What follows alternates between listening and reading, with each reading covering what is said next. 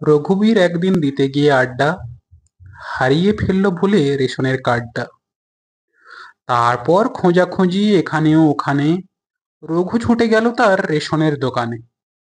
সেখানে বলল কেঁদে, হুজুর চাই যে আটা। দোকানি বলল হেঁকে, চলবে না কাঁদা কাটা।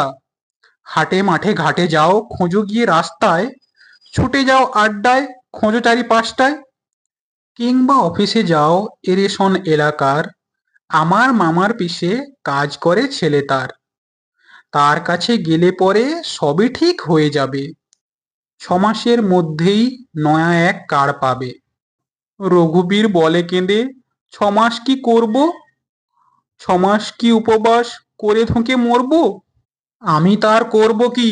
দোকানি উঠল রেগে। যা খুশি তা করো তুমি, বলল সে অতিবেগে। পয়সা থাকে তো খেও হোটেলে কি মেসেতে, নইলে শটান তুমি যেতে পারো দেশেতে। নমস্কার বন্ধুরা, এতক্ষণ তোমরা শুনলে রেশন কার্ড কবিতা, যেটি সুকান্ত ভট্টাচার্যের লেখা একটি বিখ্যাত কবিতা, যেখানে তিনি রেশন কার্ডের মাধ্যমে সমাজের দরিদ্র মানুষের দুর্দশা ও অভাবের চিত্র ফুটিয়ে তুলেছেন।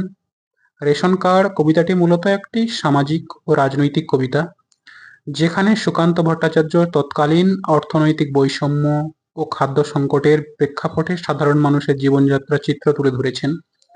তো থ্যাংক ইউ ভেরি মাচ বন্ধুরা ফর ওয়াচিং দিস ভিডিও।